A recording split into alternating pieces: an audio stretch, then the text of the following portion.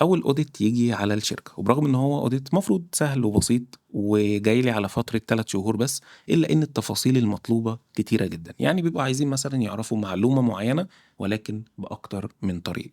للأسف الaudit ده ممكن يرجّع أداء الشركة خطوتين 3 لورا، ولكن الدروس اللي طلعت بيها من التجربة دي فعلًا لا تُقدّر بتمن. ممكن إن شاء الله أتكلم عن الحاجات دي بالتفصيل أكتر لمّا الموضوع ينتهي خالص وأسمع القرار بتاعهم. طيب اللي أنا عايز أقوله في الفيديو ده تحديدًا، لو أنت هتبتدي business أيًا كان الحجم، صغير، متوسط، كبير، أيًا كان، وما معاكش طبعًا محاسب شغال معاك full time، ففي شوية حاجات كده لازم تخلّي بالك منهم، زي مثلًا إيه، زي توصيف نشاط المشروع بتاعك، لازم يكون بلغة الCRA تفهمها، ما فيش جُمل زيادة، ما فيش جُمل ناقصة. الحاجة التانية هو موضوع الفواتير، موضوع الفواتير ده حاجة مهمة جدًا، ده اللي اكتشفته.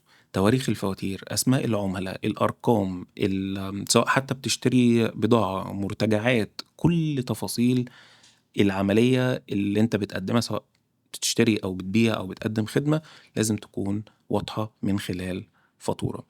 حاجة كمان، كل أرقامك لازم تكون متطابقة في كل مكان، يعني الأرقام اللي في الفواتير هي الأرقام اللي بتقدّمها للمحاسب، هي الأرقام اللي المحاسب بيقدّمها للضرايب في آخر السنة. لو في أي اختلاف ما بين الأرقام دي، لازم يكون عندك تفسير واضح وبالدليل ليه الأرقام دي مختلفة وليه قدّمت أرقام مختلفة، سواء أكتر أو أقل. آخر حاجة، ودي مشكلة أنا عانيت منها كتير أوي في السنتين ونُص اللي فاتوا، فكرة يعني هي حاجة ليها علاقة بالbookkeeping شوية، فكرة تضبيط العمليات، يعني عملية البيع أو الشرا أو كده. أحيانًا مثلًا باحتاج أرجع لمعلومة من 6 شهور، 5 شهور، أيًا كان، سنة حتى، بالاقي إن في كلام وأرقام أنا ما بابقاش عارف هي دي جات منين، رغم إن في وقتها باكون متأكد منها 100%.